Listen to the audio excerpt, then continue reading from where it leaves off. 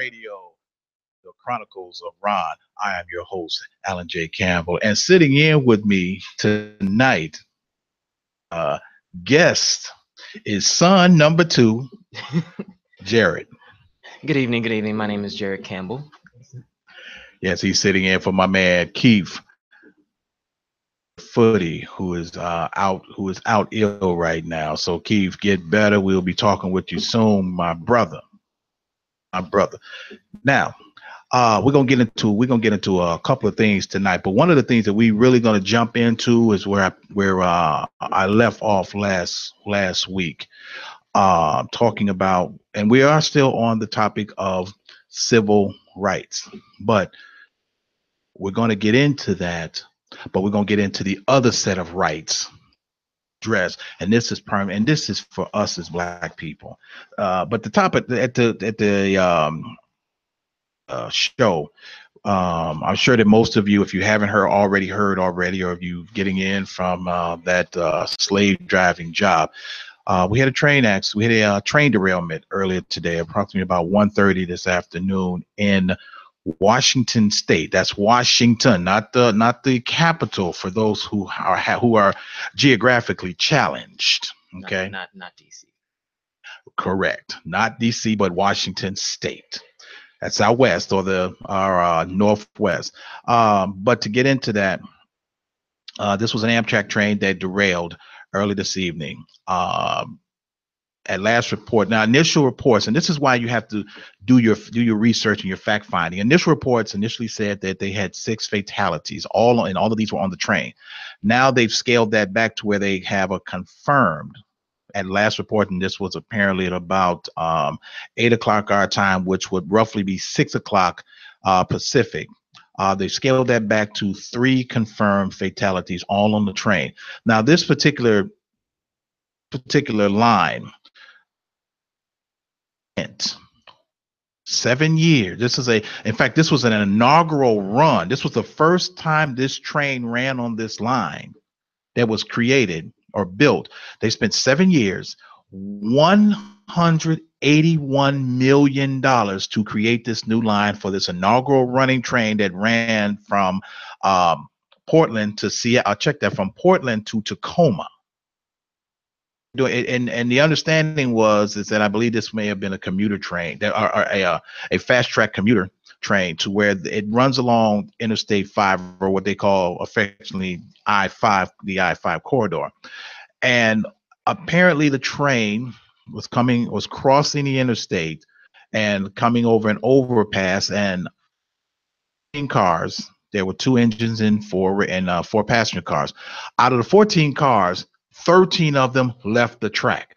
So that roughly would put that many. It would roughly put it at a speed of 70 to 80 miles per hour. Now, understand that's fast to the novice who do not understand. Now, on some lines that you have a gateway where you can run that fast.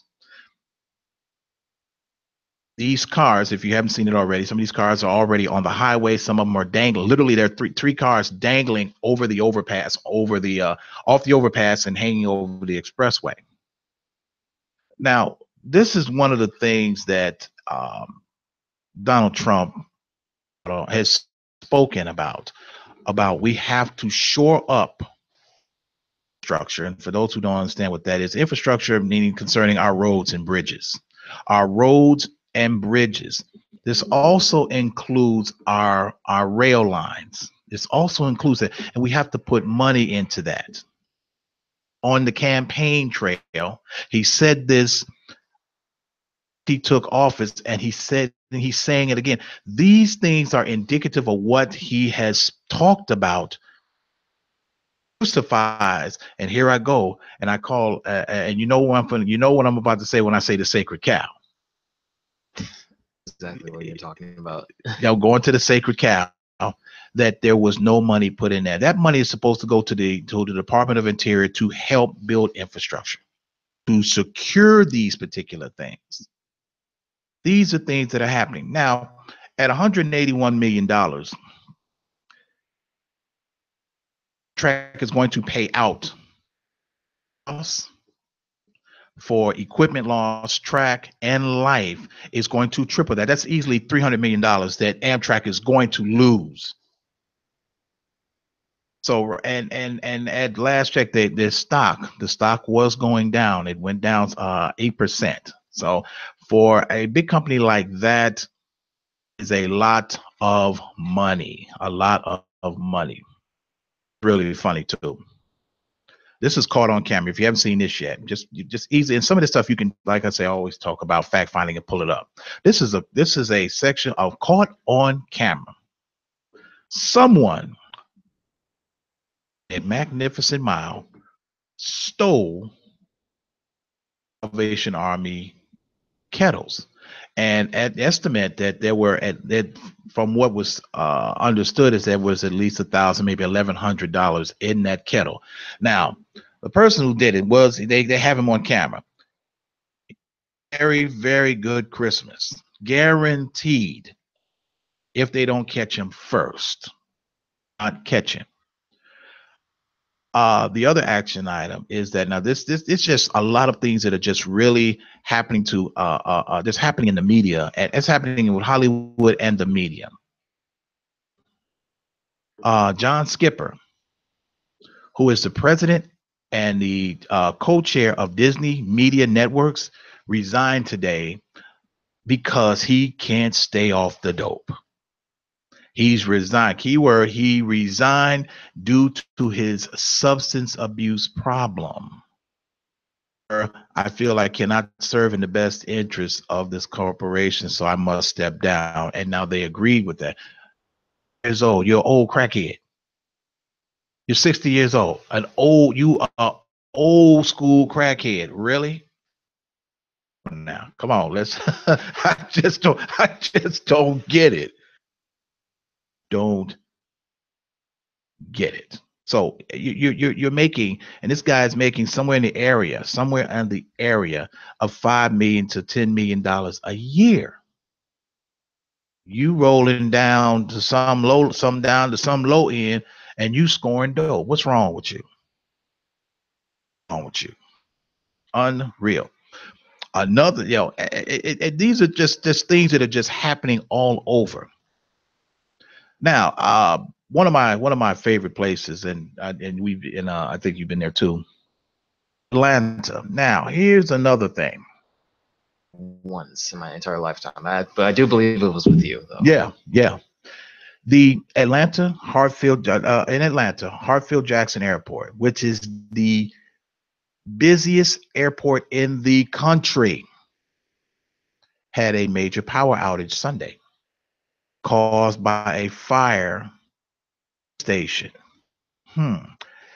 So what it did is it grounded 400 flights. It had 250 flights stuck in the air, and an estimate of 26,000 people that were stuck in the airport. Now, this goes back to the part of the Amtrak disaster that we had today. This is relatively, and I don't believe in coincidence. I never have and never will. I really don't. I believe that these are some of the things that our government hand in, because one, they want to scare people into living in fear, but also at the same time they're trying to scare money out of people. Now you have the airport here, all power, so that means that planes couldn't take up, and they had an estimate of 40 planes sitting on the tarmac because they couldn't move them, because they couldn't give them information on where to go. So you got 40 planes sitting on the ground, not to mention how many people are on those planes who are frustrated and have no idea on what's going on. Back to it goes back to infrastructure. Problem with this.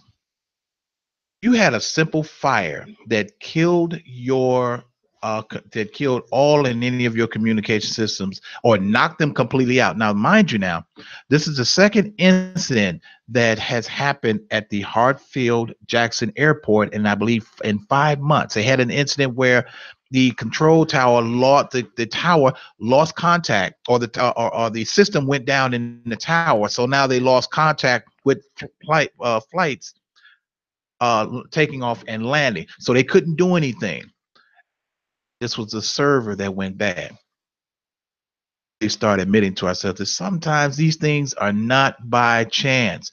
These are things that they are doing what they call test runs. And I think one of our callers mentioned this too. They do sometimes they do what they call how people are going to respond, particularly how the first responders are going to react and how soon and how fast they can get to these locations. We really have to pay attention to some of these things. And people say, well, why isn't Chicago a target, or why isn't Minneapolis a target? You have to understand that in most cases, coastal cities are targets because that's where the ports are, such as New York. We had the guy, the guy on purpose tried to blow up the station, but blew himself up. So he's crying right about now. Almost the funniest thing you had to see. I mean, he was on his cell phone and the bomb went off. So that means that and the frequency for the detonator of the bomb were on the same frequency. So he's making a phone call and the bomb blew up on him. Good for him. Good for him. But see, this goes back to, once again, infrastructure. This goes back to what Trump has been talking about of shoring these things up, and not so much for man-made disasters, but for simple things that are happening across the country. If you're driving, for example, right now we have the holidays coming up. Have people that are going to be on the road, so they're going to be on your interstates and your routes and your sides, your other streets, but they also have to cross, as well as buses and trains have to cross these bridges. You have to invest money in that. You have to put money into these things. And the unfortunate part is, I often say, the Democrats, jackasses, continue to fight against that. So if you're watching or you listen and you call yourself a Democrat, you need to really you have to reevaluate do some reevaluation. That's happened also this week, actually over the weekend, is that they finally got the tax bill reform. It got through the Senate.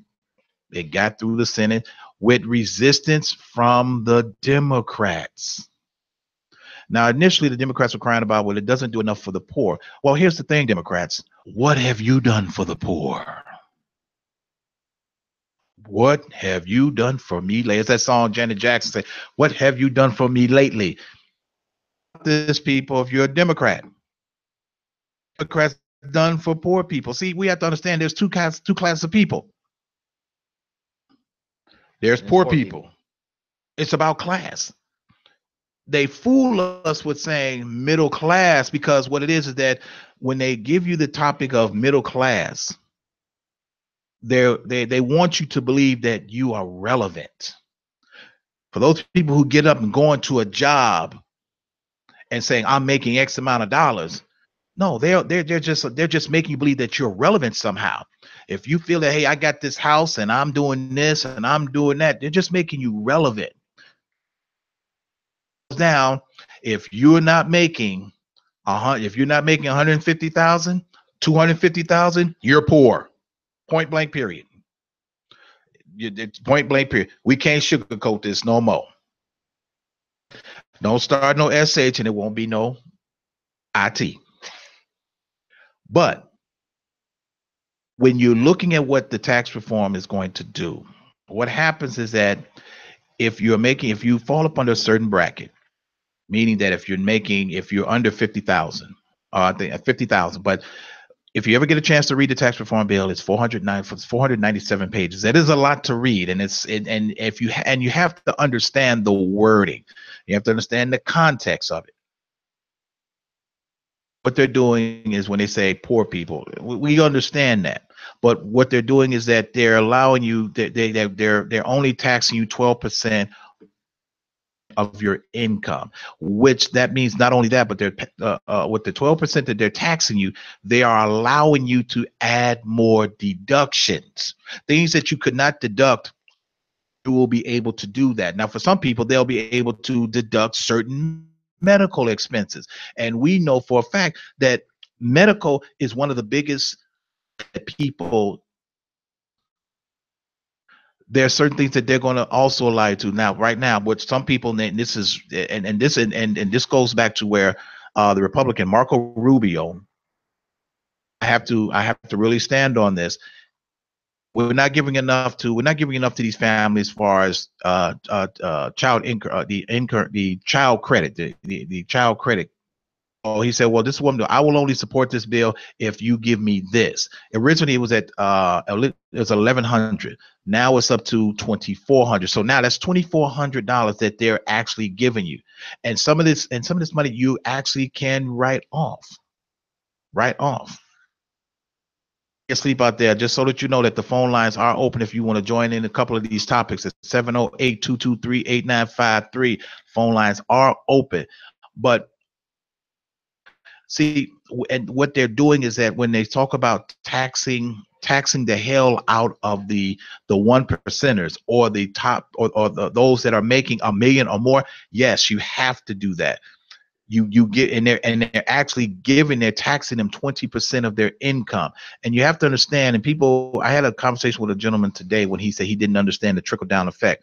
Well, when you're able to take X amount of money and let it fall down to a lower level, or you're expanding the brackets to where, hey, we're here, and we're with there's certain money. If you're making this amount of money, this is what you're paying. If you're making a certain amount of money, they've cut the corporate tax from 38.9 down to 35. This helps create this. Now, going to the sacred cow. The only thing the sacred cow did, Obama, is what he did is that he gave you what he did the economy by giving you what? A stimulus check. For X amount of dollars. The Democrats are upset because the tax plan increases the deficit. Well, the problem that the deficit keeps increasing is because the American dollar is only valued at 72 cents. And when the United States went from the gold standard, went from using gold to back the dollar, that hurt. That increases because the piece of paper that you have in your pocket, the ones, the fives, the tens, the 20s, the 50s, and the hundreds, worth that. So don't get it confused. This is where we have to do as black people, we have to do our homework and understand how these things work before we condemn them. Do that. The understanding is that with this new tax code, and he's trying to get it signed, they're trying to get it on his desk by Friday the latest, so he can get it signed. To sign the bill, and so it becomes a law. So some of these tax codes will become law. They will become permanent. So when you get ready to file your taxes in 2018, this will be in effect. You will be able to use some of these avenues. This is one of the things on why Trump has been able to maintain his wealth, because all he did was use the same tax codes and laws that are there for anybody. All he did was just he got somebody else smarter in the room to find it, say, how do I keep more of my money, but at the same time I can write some of this off and get it back. If you want to know how to do something, you get somebody who's smarter than you to show you how to do it or tell you how to do it, and have at it. If I come to you and say, hey, I don't know how to do this, I'm gonna hire you. You're doing graphic arts and design. I don't know anything about it, but guess what? I know somebody who do. That's it. Now, I know we talked earlier, and you tell, yeah. Now, you know what I want you to do is tell people about this new thing. Now, the FCC, this week, voted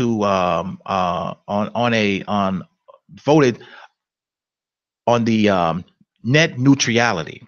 Now, for a lot of people who don't know what that is, I'm gonna let can you fill people in on what net neutrality is, and how bad that is to vote to have repealed that. They repealed it. I'm sorry, repealed it.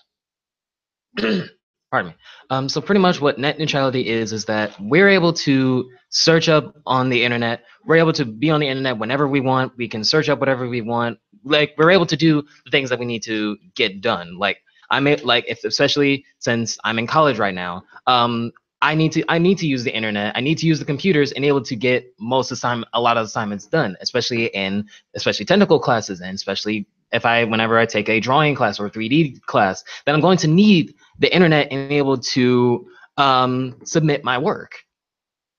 Pretty much because the FCC has repealed it, all these internet companies such as AT&T, Xfinity, Verizon, I believe was what we mentioned Verizon was earlier. one of them. Then they're probably going to probably, I can't say really tax, but add on more to your cost just so you can use the internet, so that you can use certain packages and able to use the different sites. So now with the net neutrality, and so what does that mean?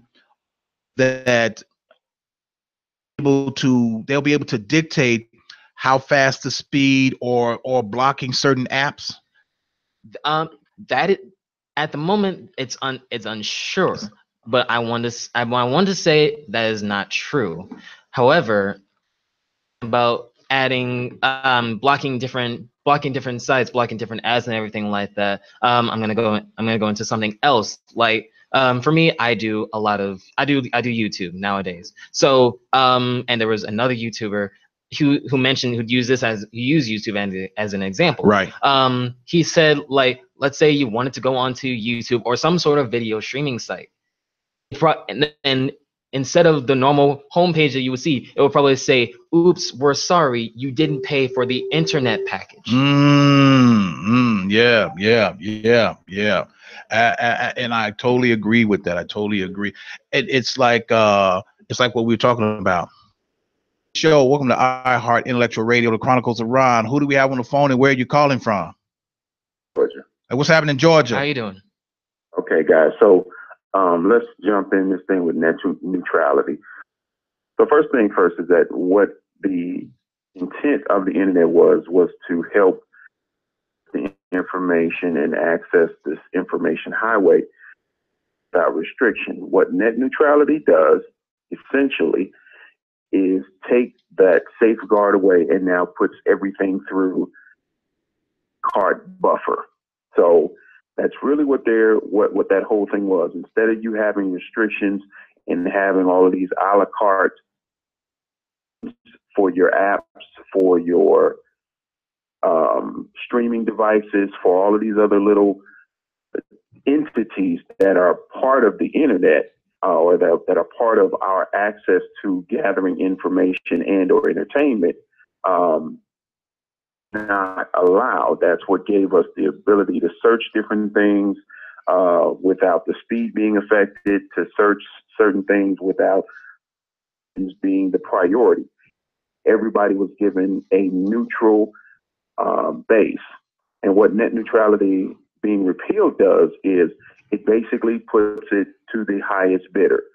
So whoever is going to be in charge, or whoever has money, who can now broker out to the consumer what levels of service they will have access to, depending upon their level of service or their level of pay. TSA or any other government agency depends on the level of priority that you will now engage in, as far as how quickly you can access the information or access portal of information. So years and years and years ago, before everybody had free internet, before everybody had the ability to bring services into your home, most of us had to go to the library or to public areas where what they called the last mile was in place situation. Those were the hubs, because at the time it was too expensive to bring internet into, so they would at least get it into the neighborhood and try to put hubs there so that you could at least have some decent service or hub within that community. You had a time limit on how long you could access that computer at your library. So again, this is when the internet and all that other stuff was just coming online. But pretty much that's really what we're going back to with that level of net neutrality. So if you want what you've used to been getting with, there's no restrictions between the internet. The other problem is comes another device that goes against is metered at a particular connection. Okay. So there's a number of different ways in how the politicians or the politricians that we call them are once again, but just need to pay attention to see how that plays out. To be totally honest with you, the people who are going to make the most money are the people who own the lines. Incidentally, You just said that. the company who owns the most lines is AT&T and Google. AT&T will always, that's why AT&T doesn't do a whole lot of advertising. They don't need to. They own the lines. All right. But we'll come back to that. Yes, sir. In your tax bill, as I said weeks ago, the people that you need to watch out for are the people who are opposing it. The people who are opposing it are the rich people. They say that they're your constituents. They say that they're fighting for you, but these people have more money. The money. None of them have a house that's under $1 million. None of those people go to the same jobs, the same churches that all of the people that they're telling us that we don't need that tax break are going through. So it's easy for them to say that because it helps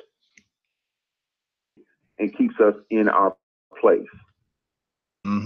You're correct. Yeah, you're right. All right. We appreciate you, Georgia. Appreciate you. Thank you very much. Bye-bye. Hey, that was pretty good. That was decent. That's good information. See, we have to pay attention to what's going on around us. Hey, and be cognitive of what we are doing and what is being told to us. We have to be cognitive of that. We have to be smart and aware of that. Hey, we're gonna take us a little break here, musical break at this point, because we got my engineer, my main man Earl, has got some fabulous jazz going on. So hey, listen, if you have a comment.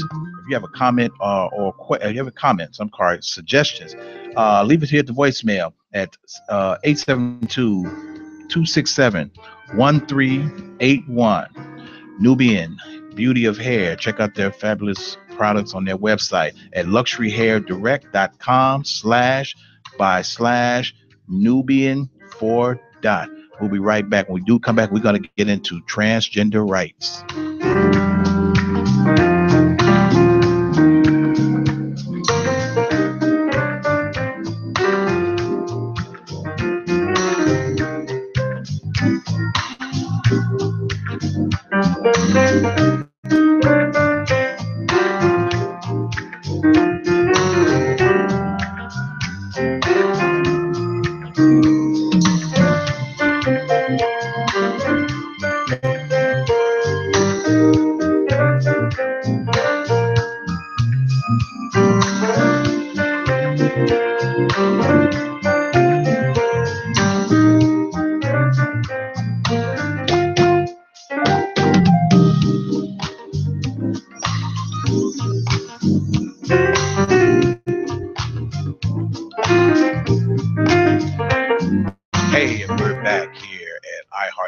Radio, the Chronicles of Rohn. I am your host, Alan J. Campbell, and sitting in with me is son number 2. My name is Jared Campbell. Pardon me. Mispronounced my own last name. Hey, it is what it is. It is what it is. Okay, we got into a few things. We got into something last week, and I wanna pick up on that. We are in a society right now where a lot of these things, a lot of the rights of this country, a lot of the rights for people, a lot of the rights, civil rights, are falling by the wayside. Our civil rights look like it looks like these the knuckleheads that's got the pants that's hanging off their behind, and it's hanging off of, and we can see the crack of their behind. That's what our rights are starting to look like, until somebody comes along and says, pull them up. Our thieving politicians, people like Maxine Waters, people like John Brickhead Lewis. These are the people that were supposed to be fighting for us, that were supposed to be solidifying the infamous asshat. You're supposed to be fighting for us. You're supposed to be fighting for the people. When you stand there and you tell the Black Caucus that I am not your president, what is that to say? Stepped aside, we've been pushed aside, we've been pushed down, knocked down, our heads beat in, and so now we have to once again take the back seat. Transgender rights.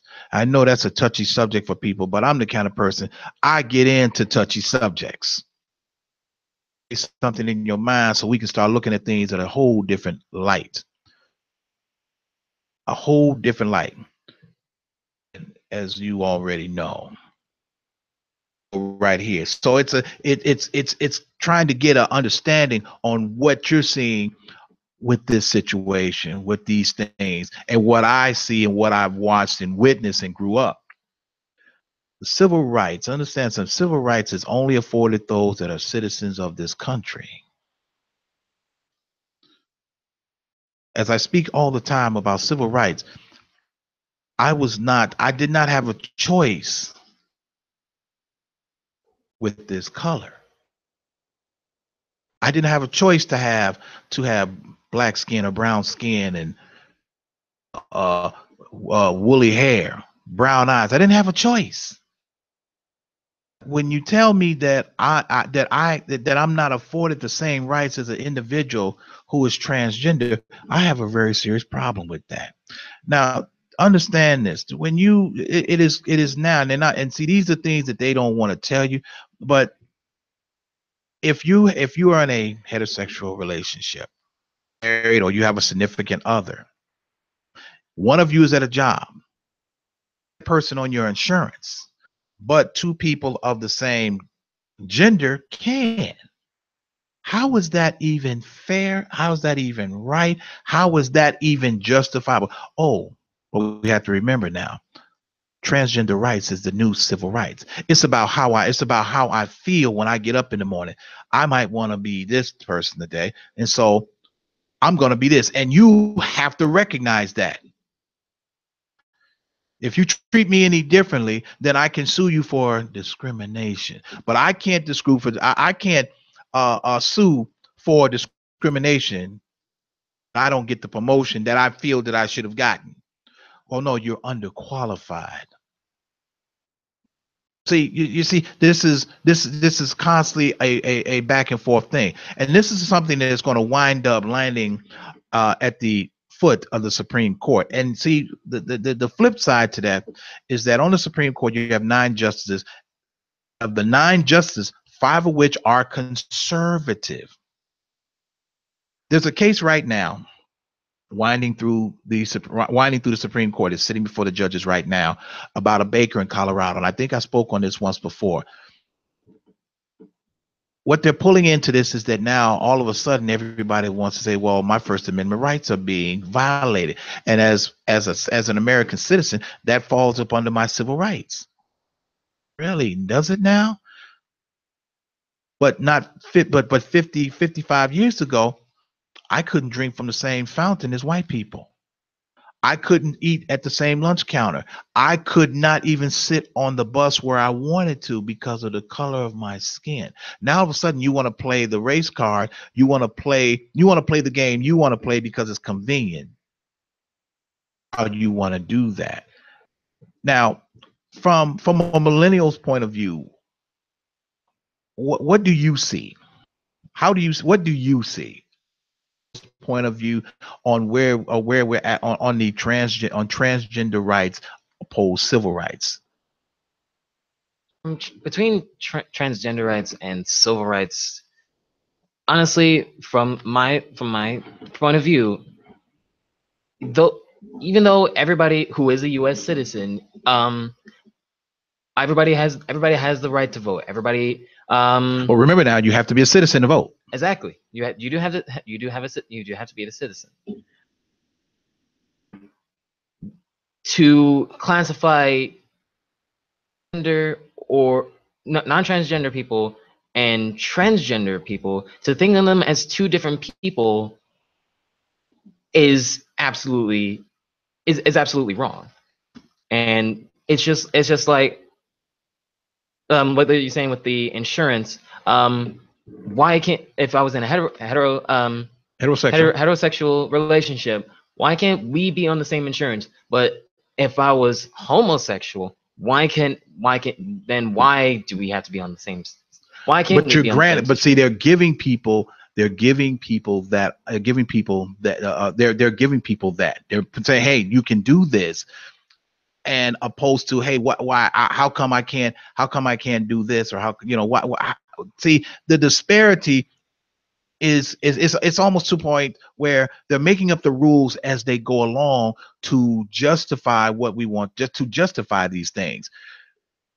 And when we get into the thing now, the Pentagon, a federal appeals court ruled that the Pentagon can now, they blocked transgender individuals serving in the military. Now they want to do this, and so now the Pentagon has said, okay, well, we have to abide by the federal law, by the federal judge, and saying we must allow this to happen. We must allow them to. So now they're able to enlist, but how to enlist, they have to go through a psychological profile. So that means that this person has to go through, before they can even be considered, they have to go through 18 months of psychological profile and a few other things. Now, here's the thing, people. Is at what? Taxpayer money. That's my money. That's my money. That's my engineer's money. That's the program. This is money that we work for. And so now we're paying for a psychiatrist to tell me if this person is mentally fit to serve. Not to mention that they're using the same amount of money to create to do sex reassignment money. That's the money that I work for. A taxpayer, supposedly, and I remember now, I'm supposed to be a citizen. I pay my taxes. You taking my taxes. But I'm paying this money. I don't have any say so over that. I don't have any say so. See, that in itself is a problem within itself. A problem within itself. To when we getting into what we have, what you're dictating to us, who we have to respect and how we have to respect them. Because I'm not being respected as a citizen, and I'm black. You're not being respected as a citizen, and you're black. Same things. You have to jump through twice as many hoops as your counterparts. There are some individuals that in the military are totally feeling this and not going along with this at all. They're not feeling this. And the problem what they have is that individual, and I know it's kind of edgy, but here's the thing. And this is only my opinion. This is only my opinion. You don't have to share the opinion. You don't have to agree or disagree. It's just my opinion. But when you're referring to transgender, this is a conscious decision. A conscious decision, because I don't want to be the body that I'm in. I don't want to be a male anymore. I want to be a female. Or I don't want to be a female. I want to be a male. Also, what they're doing now, allowing people to the vital records, wherever you may be, and they're allowing you to change your sex on your birth certificate to coincide what you want to be. Where on God's green earth do we do this to where if I don't feel, so that's like if I don't feel like I want to go to work, I don't have to go to work, but you should pay me though. That makes absolutely no sense at all. And the other thing, what they're doing too, is that they're starting to our younger children. It's starting to filter down through the educational system, down through this, to saying now, hey, we have to create, we have to show a level of tolerance. Well, that's just a pretty word for saying immorality. Saying we want you to accept us no matter what. I'm black in America and I'm still not accepted in certain areas. This is a problem that will continue. There will be a long-standing debate. Now, the Supreme Court has elected not to take up one case. It's a woman in Georgia who lesbian, but she dresses like a man. Now, according to the mandate of this particular facility, to wear she's required to wear female clothes. How she's supposed to be dressed at this particular facility. So what she did is that she took this took this facility to court, sued them. The Supreme Court says we're not going to hear it. This is getting too far out of hand because people are making up the rules as they go along. Once something that you ran across where you want to make it up as you go along, and this is what creates the problem through the court system. You get an individual who decides, well, today I want to be a boy. So then tomorrow they wake up and so they want to be a girl. If that's not a level of confusion in the mind, I don't know what is. Every day I wake up just like I am. I wake up strong, black male, a man. That's how I wake up. Doesn't cross my mind to say, you know what? I think I want to be a girl today. Does it cross your mind? Say no. I'll actually say no. And if I can tag along with what you were saying, yeah, about someone deciding that they want to be a girl this day and a boy this day. I had an encounter with an individual who and she said that some days she may feel like, hey, I want to be a girl this day, and it may go along for a period of time, but then all of a sudden it kind of dwindles down to where like she wants to be a boy. She wants to be a boy this day. From her account, she has been bullied about it, that because like you said, like these like millennials, they're being discriminated because of what they think. Sometimes nowadays, like certain things for fact. Mm-hmm. Like you may you just may assume that oh, this guy is transgender, oh, this person is gay, this person is lesbian. Sure. Mm-hmm. Yeah, I will agree, and I'm glad you mentioned. I'm glad you hit on this other thing about the part about being bullied. That in itself, and it's unfortunate, and don't get me wrong, people. Don't get me wrong.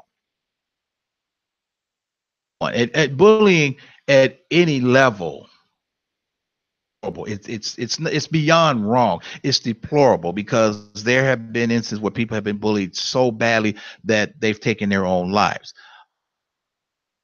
But here's the real part about this too, is that we have to we don't raise we don't teach individuals that this is part. Sometimes this comes with the territory.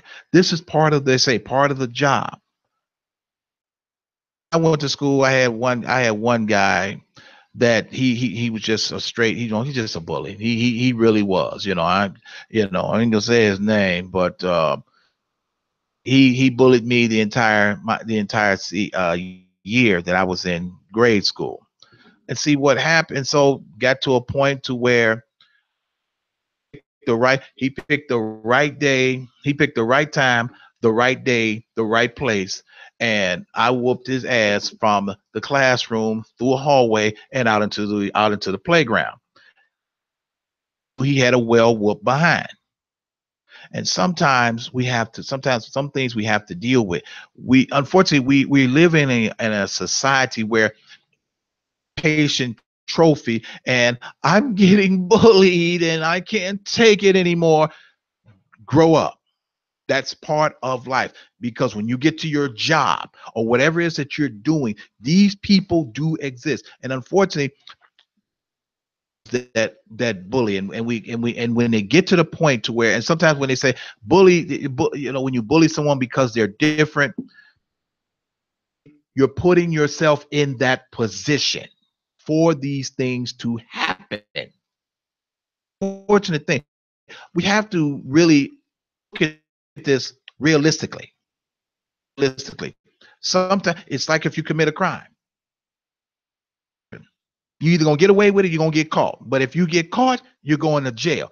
You can't sit there and say, well, because my parents was garbage, I'm gonna do what I'm gonna do what they do. No, you made a conscious decision to do this, and now you have to deal with it. This is a conscious decision. This is a conscious decision. I don't care what anybody say. Like I said, it's my opinion, but I don't care what you say. This is a conscious decision. It's a difference between civil rights and transgender rights. It's it's two different. It's apples and oranges. Control on how you come here with civil rights and as a citizen. To me, that this person is more of a citizen than I am, and I have to respect them as the transgender. Now, the funny thing about it, and this is going to kind of go into a biblical point. Earl, do you take that God Himself created, and I'm referring to the rainbow that he put in the sky after the flood and told Noah, this is my covenant between man, that I will never, ever destroy life through water. They've taken this sacred thing, and they've turned it into something that is completely different from what God intended. Completely. That's just that's just my 2 cents on that. That's just definitely my 2 cents on that. That's, I don't agree with it, but we're dealing with points of what do we do and how do we go about this?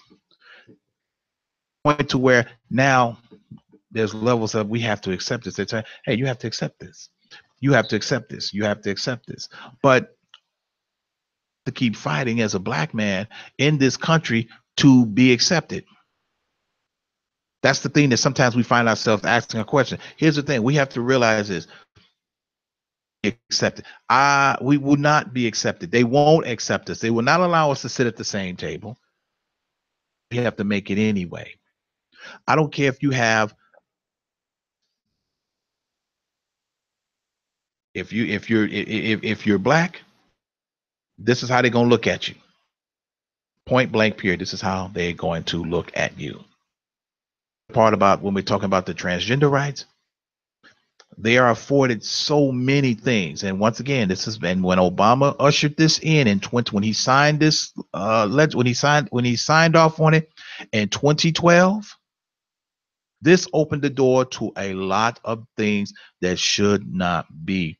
And at the same time, this pushed us back 55 years to where like we never did anything.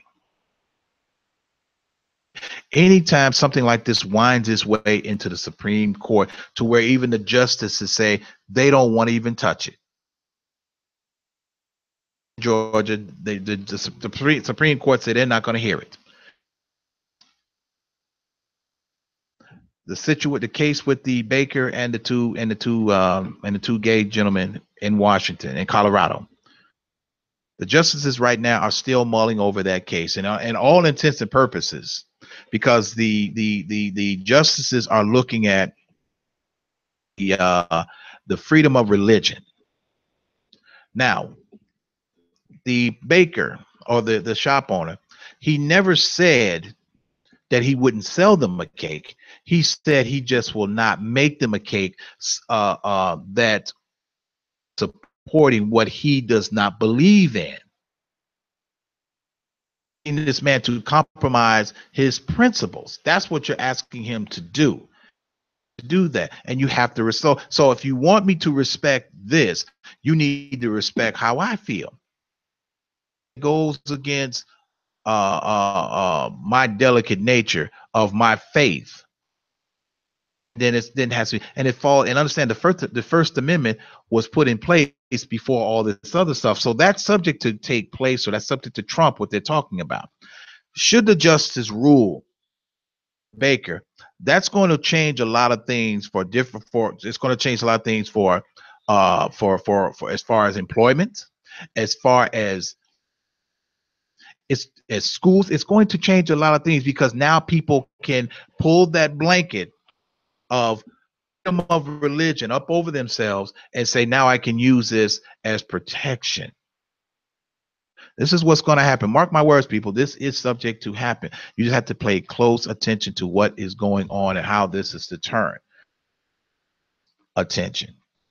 And this is what's going to happen because there are other things concerning that is winding its way to the Supreme Court. Things that people are going to wind up arguing over. And it falls upon the justices to kind of referee. And understand there's 9 justices and 5 of which are conservative. Now there's one justice that's about to retire. His name is Kennedy. This guy is 78 years old. So and he's a conservative. So here's the thing. So if this guy so if he retires and they put another conservative in there, so you're really swinging this, and if Trump gets what he wants on these conservative judges, he's going to set the Supreme Court for the next 50 years, if not longer. Conservative, and it's return and what his is returning everything to where it's supposed to be. To a certain degree, I understand the concept. I understand the concept. And then as for you millennials, you all are seeing things to where it is, like you said, it is rather confusing, and then you're left with, how do I adjust? How do I adjust? How do I draw into this?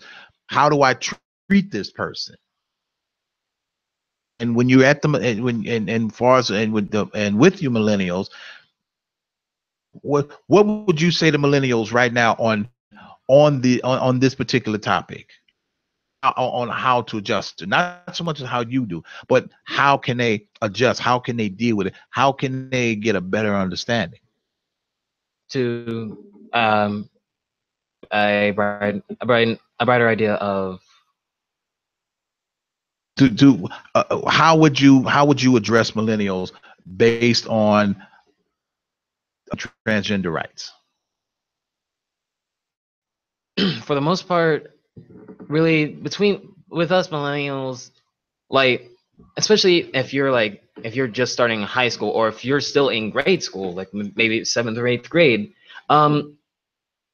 so like what you probably don't know, like what gender you like, or what like any, or you may not like any gender, or you may not want to be with anyone.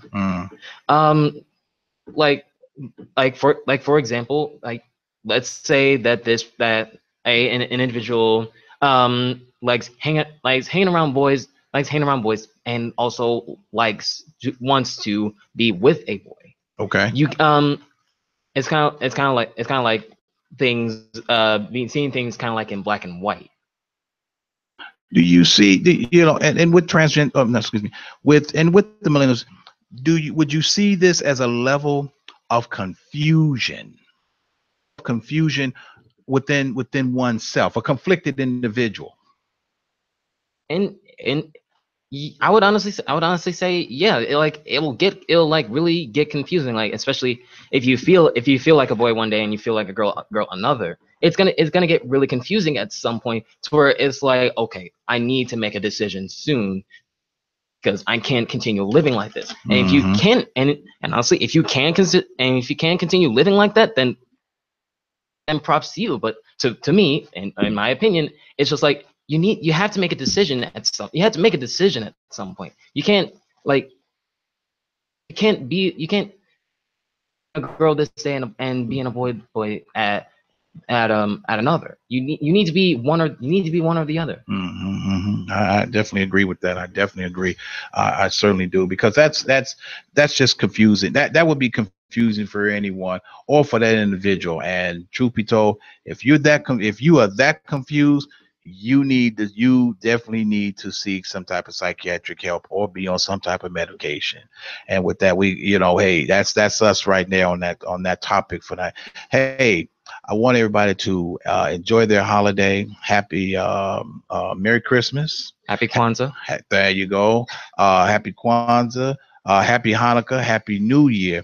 Hey, and the good thing is that we had a really good year, a good topic with our show this year.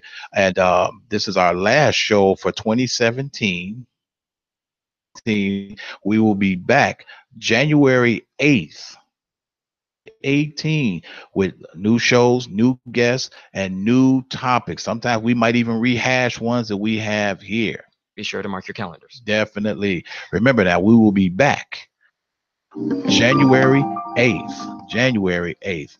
That's our time. That's all the time we got here. We want everybody to be safe. Enjoy your loved ones. And if you got some old stuff that you want to keep dragging to these family gatherings, check your SH at the door. And check your privilege. There you go. Absolutely. Hey, to our sponsors, Nubian Beauty of Hair. Check out the website. Trust me, check out the website, as I said all the time, luxuryhairdirect.com/bynubian4. Hey, I'm your host, Alan Campbell. And I am Jared Campbell. Son number 2. Hey, not my monkey, not my circus. See y'all next year.